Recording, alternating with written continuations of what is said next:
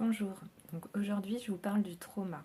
Donc qu'est-ce qu'un trauma? En fait c'est un événement ou une suite d'événements qui va être déstabilisant, voire choquant, et qui va marquer en fait un être humain dans son histoire. Donc en fait ce qui se passe, voilà, ça peut être ponctuel, ça peut être un événement donc comme une agression ou un attentat. Ou ça peut être habituel, donc comme du harcèlement moral, des violences conjugales habituelles. Voilà. Alors, ça peut être physique, une agression physique, ou ça peut être une agression morale, verbale, ou voilà, de type insidieuse, comme pour ce que font les pervers narcissiques, par exemple.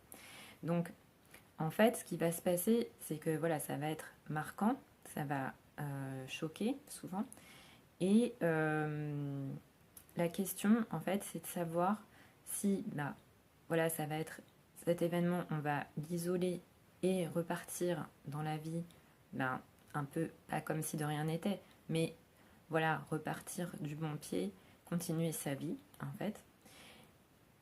Ou si ça va se transformer en traumatisme. Donc, en fait, si ça se transforme en traumatisme, ça va rester, on va le ressasser, le ruminer. Alors comment on va savoir déjà?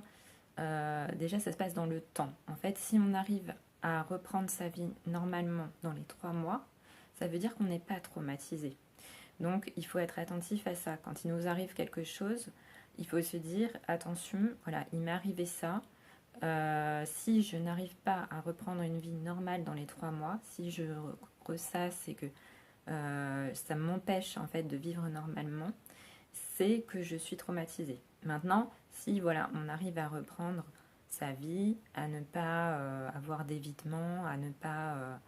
alors, ça ne veut pas dire qu'on change rien dans sa vie, mais ça veut dire qu'on arrive à dépasser ça et à avancer sans y repenser sans cesse et sans surtout faire sa vie en fonction de cet événement ou de ces événements. En fait, c'est là qu'on va voir voilà, qu'on est guéri. Donc en fait, quand on a un trauma sans traumatisme, on passe très vite à autre chose. Voilà, on se remet. Alors, ça ne veut pas dire qu'on n'y pense pas ou qu'on n'a pas vécu quelque chose. En fait, on n'ignore pas, mais on le prend, on l'intègre dans sa nouvelle vie et on devient ce qu'on appelle résilient. Donc voilà, ça c'est quand il n'y a pas de